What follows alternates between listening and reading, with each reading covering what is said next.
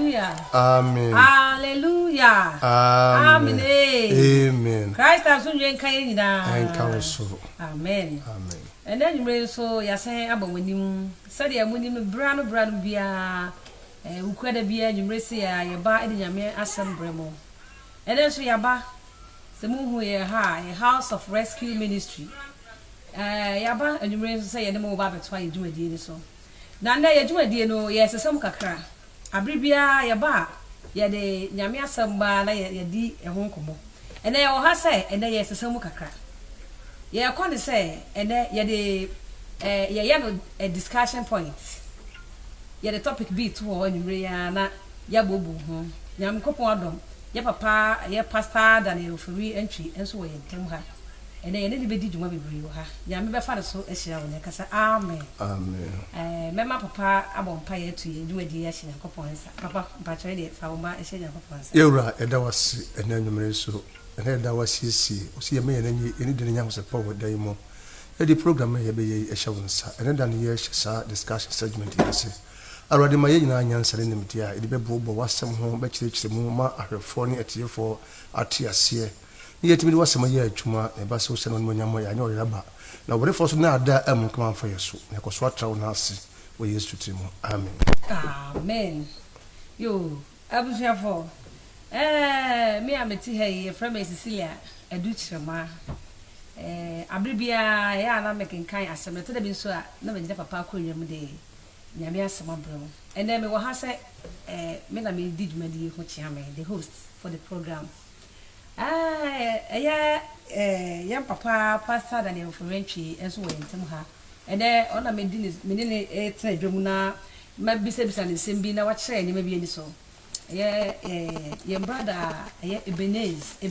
TV ono so edi dwumadi ehu dwumadi bramai your brother Steven Cranche o yentem ha ye nua ba ketwa ba ko ajiwa ono so ewo ha de dwumadi yi se ye hwa telephone number bi eguase WhatsApp line se wo asembi na se wo pese ubisa and ye mfa calls and ye beji messages into the fawa ye beken kai ama atifo nyina atonka amen Amen. and ye dwumadi atifia so ide atoso and say do demons exist ahomone ewo ho ana eno na ye dia ye bekasa afa ho enti yansa bre no me ne papa ebekasa papa mpacho mo ko baba dwumadi Ye na me nua ba. papa mpacho anwumre yasama ye dia to dwade say do demons exist ahomone ewo ho ana papa Mpacho ai ahomone omo ho. okay ene papa chire mu kakre na yehu baby a ekwa fa so ma ahomone ba wiase no brebi atwam o kan baba bakosema o kan no Isaiah 14 verse 12 going o say na Yakopon ne na bofo ne woso na abofo no ifam o legion of angels because legion of angels o me set ekuku tie wo Marcus emo ne tu no o me from in na say Marcus ye wo Gabriel ye come in abom say Gabriel obofo Gabriel kan wasem na ye wo Chalafim ye wo Sakina Glory omo ne Yakopon hwe wiase na ne ye wo Lucifer omo so ne edi nyum to ani mo heaven na okay Isaiah 14:12 going on say enso ma kyerefo eba ne sei na wato akyerefo mi wona wo kan na akoma mu se wo befo wagwa akosi ososo Yakopon na hint atifi na wodi ososo Yakopon no so endi bronsam nya sa adwunu akoma mo se bi wa Bible mi ka se Satan the confusion by heaven bi also say or the revolt by heaven na adin na se oye obora di mo pose obefo na gwa atra akoma bi Yakopon de etie atifi endi mark ya na bofo a on se ka mark na bofo the legion of Marcus no amoye angel no amoye captain of war of heaven no ene bronsam kon no mo to bronsam twena sa so ha do ono so oba no or the dua chechire 2 tiers of Lucifer no angel no legion edo mo bai no don basa so ha no me transform so say ene yes establish kingdom ya tunu din say the kingdom of darkness the suma hinia ya be kontia Yakopon ahini ene ama homone na start by papa enti se mitie wasem ya na chese ahomone no mu fisro ene bai office na bai omo ba no mo nya ahomone no me ya abofo a omahwe ase the fallen angels no be do asase so ha no na sa be no omafiri o sa be nya wo to bro san twene no no mo asase na sa Satan ya spirit being nti no na owo wi ase so no onte asase ko asase ni wi ase and you can Genesis chapter 1 verse 1 going na o see na kopon boss so the asase no na asase ye saka ne hu te bon sa hia ase say ade right from creation okay nyame ase wo bo ade na bon sa hia ase o inside there ka ase no and office roba no yo bofo na obi duru haran de no wadane on say ne ye fe no Lucifer obi be Satan the adversary the old serpent and anya ono kwa so ne baaye there be what the bebre kan ho and on bebu asase to mba mo form kingdom no che positions ma wo ene papa and then bebre se me hu say awo mane no ye wo mo level sana ai amone your level so okay papa pa so shi mo kakrai on say okonya kupo ahene mu ha ye wo nyame the creator of the whole universe obo wi ase nyina no ye wo oba awo Yesu Kristo ye wo nyame ho aye ho konkron ansana ba the hierarchy of angels sana bonsama ahene mu sitia o de ba onam fam sia ha kra na ya mampanyin fo no ye wo mampanyin your vice president, your cabinet ministers, as your other ministers, as your parliamentarians, your judiciary, and the central for some sort of can be almost a become. Sana bon some Indian so at the hierarchy of the king of darkness, or down on here, Lucifer, the adversary, the old serpent, the bon some mancas, all the down. What a da Hinina. Anna, what it chemu, ama mpanyini to me, a summa two for a moment more than for. Now, pioneer no, but because of principalities, powers, spiritual weakness in hard place, ruler of darkness of this world. But what you na some pioneer come myself no. Obia o continent of this. The content be an suban the year there you. Okay. Okay. Papa, Papa Cho, and then anyway, say you want some more levels. Yeah, I mean, you said yes, yes, and yeah, now me person me who say, how do they operate? That's on say what it ama say me say be our content of this was our principalities and no powers no. Now bomb level na obom omo chemu na. If omo de no be edin ho adman way. On say your mammo this omo so ye omo wo ho a omo wo adwuma omo ye na me chi makra. Na your principality of many. Principality of many no omo ye nkofo a omo de dom ema nipa. Asofu biti de okoton omo so ma bodon sam no omo sa to me no abebo wo.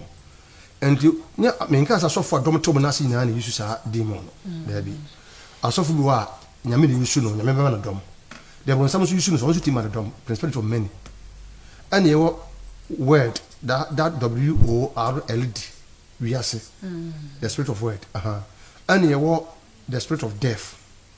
The spirit of death no only demon be a friend a band on the nante. They work hand in hand. A band no the way you say he separate soul from the body. Oh, okay. And to not separate soul from the body. No hand the body no over masi ama death. The doctor pronounces wo. The accused for ye nka say ye di yemu ti ye da ni yemu. Ta so ma da be soro no. Enti no band da de okum wiase for bro nsama. Na me oti o kra free body no ho. Na kra roko. Na say body nda so wu. Na do have na say do have o nsa. Ono de na ye wo queen of the coast. Oba West Africa Anglophone countries e fa na spam water. Na ye ne de pa ne fa no queen of the coast. Okay. Also ti pum edwana. Asofo na za afo na say fa marine spirit. Oni marine spirit. E de pa the queen of the coast. Mama water. Na obi a ko fa so operate no. Was me kire wo ne banda de no. Mama water de no so de odi nante ne adwaman. Ana ai prosperity of men no otwedom. Osama na wi ase so de na ye ema o maska. Wona masaka wa fro no no ska no ma bibire no. Minka so bi onyeska bia no wo sa di mo. Yo sa fa kwambone so. Me wo so fa kwambone onyeska. Na se sa di mo na operate. Ne fa ba ko so market nya obofo market. Sa market won so ye di mo na sunsun sole for no. Minka Pentecost na Samson one onya na America. Ya ani ye Pentecostal church. Ani was spiritual churches. Spiritual churches are American. Omo use sa markets no. Demon no. Ebeka awoyo na kaba ala dula no omo use sa markets no. Omo na ɔsɛ honhom asi so no ɔtim sɛ kɔmfoɔ no kɔnkɔnkɔn ɔba mfa wo nkɔm de wo sɔfo biara bi sɛ wo him kikikɛ akɔm ɔsu sa market nti akɔmfoɔ so de no ɛno ano no akɔmfoɔ deɛ no de yɛ bosom a ɔno yɛ different na mu market no obi ne kyade akɔyɛ akɔm la bosom la saa na mu no yɛde bible na abata wo na yɛde si ɛsɔnde okay papa na sa homoni dwuma no ɛdɔɔso paa bebree ayɛ fa so di wo dwuma ɛdɔɔso nti papa na sa de a yɛ nipa so ɛti asase so hei sɛ sa ne te a ɛde na ɛwɔ sɛ yɛso yɛ that's on so what Acts chapter 16 verse 16 going on or say abra Paul ne Silas ɛkɔ nyame asɛm no ɔbaa bi na wo akɔm honhom adi wachi hia sɛ keka nsɛm de ɔte ɔsorosoro ni no nkurɔfoɔ ni wɔ munti ɔyɛ saa ɛna pii afɛyɛ Paul ne Silas ahomte te Paul twɛre ne hwɛ no na wɔkyem sɛ wo ahoma ne filimu kɔ enti abra ne wura no mu hu sɛ demon no afilimu kɔ no na saa nipa no so wɔ akɔm honhom a ɔma ne wura manya sika bebe to ɔma kyekye Paul no na deɛ ɔmu ne sɛ ɛsiane sɛ ahomɔne no wɔ hɔ nti no yɛyɛ kristofo kyɛ yɛ ni da ane yɛ baako na yɛka yɛti no nyame asɛm ne mpaebɔ mu sɛ yɛanka yɛti no nyame asɛm ne mpaebɔ mu deɛ a ɛne yɛboa ɛbɛdi nkukuo wɔ so ka Ephesians 6:12 go you know say ni yɛ ne honam ne mogya na yɛ dɛ ɛnya ko di mo no wankasa wo hu no deɛ ɛhu no wo hu na ɔno deɛ wo hu ɛnti ɔmo deɛ ɔmo wɔ hɔ ɔmo gye to sɛ ɔmo wɔ hɔ nti deɛ wobɛtuma yɛ no sɛ da bia no wobɛpata nyame asɛm wobɛbɔ kronkron bra na wode mpaebɔ so ayɛ adwuma ɛne that can help you to combat them anyɛ saa de wobɛdi so ɛsɛ woyi nyame asɛm firi abrabɔ mu na wamfa nɔkorɛ ankyekyeре wasene na woyɛ deɛ wo paa ɛne demons no bɛtumi awɔ proti yes yo papa ɛda ase papa masɛm a ɛtwa to mɛrɛ tumi ehu sɛ obi wɔ honhommɔne. How can I tell if somebody is affected by demons? On say Matthew 12 verse 23 no osmo ma duane nya duapa na naba ayaba pa anoma duane nya duabone na naba ayaba bone na duane ba ne de hu duakoro by their fruit ye shall know them ade ba ko mu no say obi wo so na o demons na o say de o still behave in the church no wa hwe wo hu so wo be hu na ezia me bia woni na no yita odi mpa boro bi be hu no ene ntina Kristo ni de Yesu kan say monwen na momon mpa man konsohwe na motafo bu nsam na se dika tap hwede be nya no amene no to Kristo ni bia pese wo hu se obi nya ade betime dia test no ye nyame asem ne mpa bo obo no so mpa ya nyame bede na dia che se oya na se onye mami ma example bi maame bi na oyama sori ba na brebi bai na no kura dwuma nyina sei ne kuno ye timber merchant ansa mo ba masori ntimi bo papa so mpa na rede se na ye baifo enti frɛ papa frɛ na yere no na comfort no me ka na se maame kan se ne kwaso ba yom pimientu hwɛ sofu bi de ma no ya kwa nsa na ne kuno ha de kakra afa those this and to koma so sofo ko bona mane anopa akona sofo te wonum ti na ne tembo ho mama sofo mama ene twati kakra ma ayima ko pani mama fo twati no bo fruit no a ode magise mu ana no ayi bayi no ana no odi ye num ti ya najo no be frɛ ne sɛ bo fruit down no ye no e ma obayi ti so ne yanko na o tu yo no mo ko no be ko pie ye no na sɛ ni ministers asofo apostles amo asafro timu ne asofo from was what wow na o ha sɛ o mama sɛ so wo tibi bere wo kuna sia e be pagyaw ti papa no obrera se ne bi bia fe ne saka ne fi ho timu te mama ya kan sɛ asama america sɛ me premier to be ne kama wale ne mu oja no kunu ko ya wa premier to akire mete na prayer camp wa Ashanti region mi mo hodire akobo prayer camp wa toto mpa no nyimo ye baga na popra pa no mama ne odi fo wode bayi ne to odi fo and so so huna is body part it is so point be bo say so person fa partner bia ada adamfo awale kunu bibia na wo take decision bia they can for tinum pai bom se nyame kire me menye okay papa no pacho so maybe da ye demons any ebefo intem kakraka be se hane azim bay yedi watini pamu watrani pamu na baye no ye okoye fasunya obi wo ha okope ase me wo bi amekope MP na dunsini na konfo na o ma medro se MP no benya na mo benya baye aka ho me se mepe tunya MP na benya baye MP se benya baye fo nka so mu nyina de o ma fema ko privilege committee bi na ya baye fo ase ehemfo ye din kunyan o hene bi odi ko ye gun se baye baye fo ka de pre and ye meka wo mtwa ni hemachi o hene bi ye gun se bia no o baye fo ko ko nyina te so no ni baye ntim traso enti omono saa no enti omo de te baye ni de nya de ehu de nya de ehu bia na mo baye no ana di mo de wo ze baye de uti mo so tiwe mu so bo mpa ye unsa fra ko baye fo poko baye fo to nya unsa unso bi na di mo no de wo hu no kura oye spirit na di mo no ko fa so ye gwana ye mi no ye invoku no ya fra man ko sori tia wo bi ana so ono aso ti sori betia wo na se be bo mpa ya mo bi ne ya di mo no se ohun na ho ye ne fe ndi ko fra ni na wa se we no nya meti ai domo ani pe hwemedia ka me ka se we se nya yi a wa kana kura se obi hu yo fa ofra ni mi ba de me ga mati ase obi hu yo fa ifra ni ya ifra ni o se na ho ye fa mi ifra ni we ani we nti anu nti di mo na di wa sport ya wo hu ta o ka Ephesians 6:12 no ka se ni ne honam ne mo jare de anya no ya ne esumatumfo ni na mo na ye demons yes sir ene na je se ye hwa baye dia ye bonus wo ko pe bibi na ye de ato so nti ye kete kura e wa honhom no omo so ne ha adwene ko mo ne ben ye omo ne do so sa baye di omo ha adwene ka se omo ye man say messengers demons who use so small omo dum ko me ya bebere enti no baye fo no bi kwa no ye oyere o baye fo bi kwa no ye okun o ye baye fo bi kwa no ye odanfo o ye baye fo o ye osofo o ye baye fo o ye teacher o ye baye fo o ye school nya kwa cha de o ye baye fo o so woni ona opena sem ye to wa chi wo maami ho breme na o de abana wood na guso me ga sen bribi say na obi so enche na moton excuse me because the treat to agape akra enya baby for agape almost the treat center kakra na ye breki ye na pebi kakra to esu no so amna so nche na moton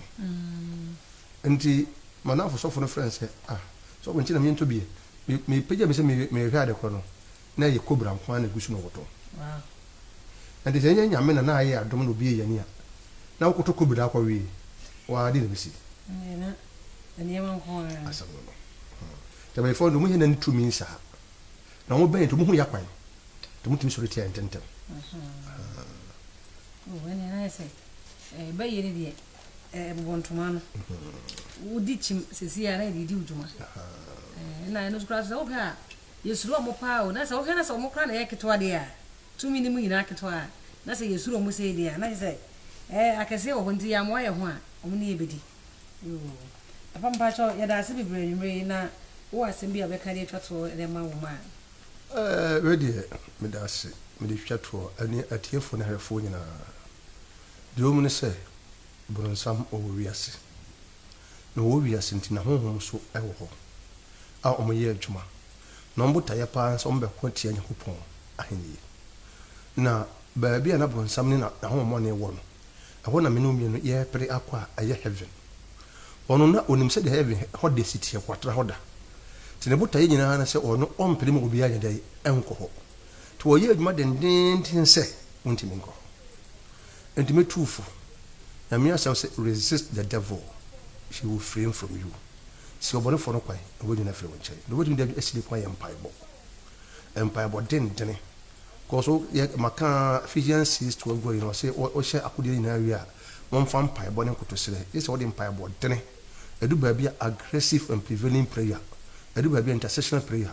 ya obabi ye bompa ye ko demons so ya obabi ye dima ya tamfo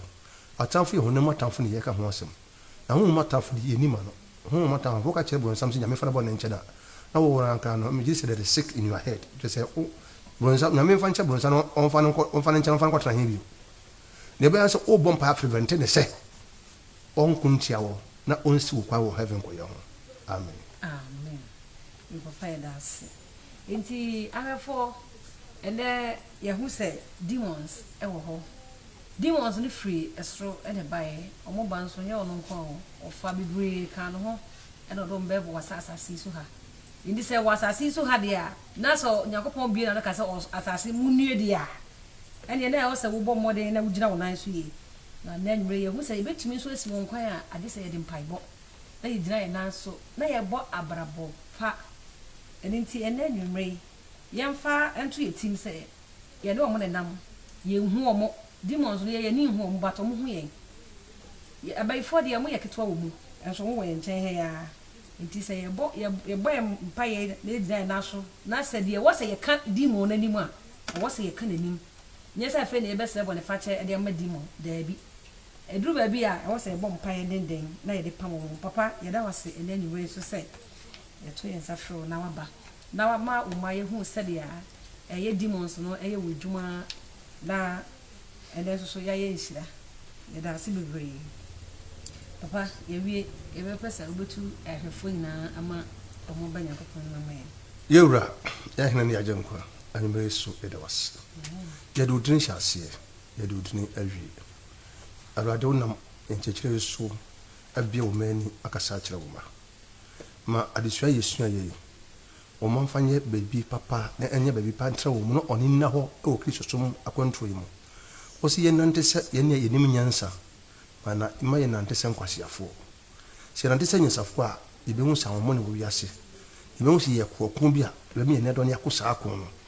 ye ti magina wa be papa da be boni mu na be se no nyam no ne ye nya wo yiraba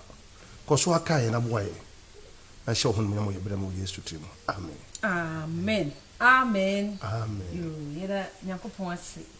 abusuya House of Rescue Ministry ena muti ye nka nwumre se de bia ka ne nya sorry me am bisa ha me romani eni nti ye be hie mu ana ya bo mpa na ya nyakopon asem nti ne de nyame asem abrem na mi se obi bia na onye ye de ntia kakra ma yatifo nwumre me chia eye House of Rescue Ministry members ni nyina mo ayehie mo nwumre mo am ene mo be hie achi obi bia mo am wo platform so wo outside Ghana and am wo Ghana ha nyina achi obi bia enche insan koma Francis Amponsa Kwame usi tat me che wen me right afi me chia mi sister Beta ne crew Isa Ernest mi twenya wo no ye me chia mo me chia enkoma to bafo me da se de bia wo fe programming ana madam Fubi wo Facebook we didn't know me kaisi say about the bia wo share program so ma fofo wo hwe bi wo ye Catholic wo ye brother Catholic brother let me show be bri na on come nyina mo amen amen mechia W Abdullahi o Ghana embassy South Africa ono ba Rashid on school Italy mechia so from born yere mo blemen no mo benefit Germany mechia Joseph Taylor ne Daniel Taki mina mo Germany Juliet Afra kuma o United States of America mechia me first lady Mrs. Melo Folianchi me ba Mabel Gideon Manasseh Keza mechia ma me Ismail Amponsa na mechia me co-founder Mrs. Oswald Amponsa mechia House of Rescue members na nipa bi me frɛ mo kora che sister address wusu ukundi ku set ukui police officer mo akra chia sister patients amo we administrator or UGC dansuma nakra mechia obi biara o Yesu timu amen amen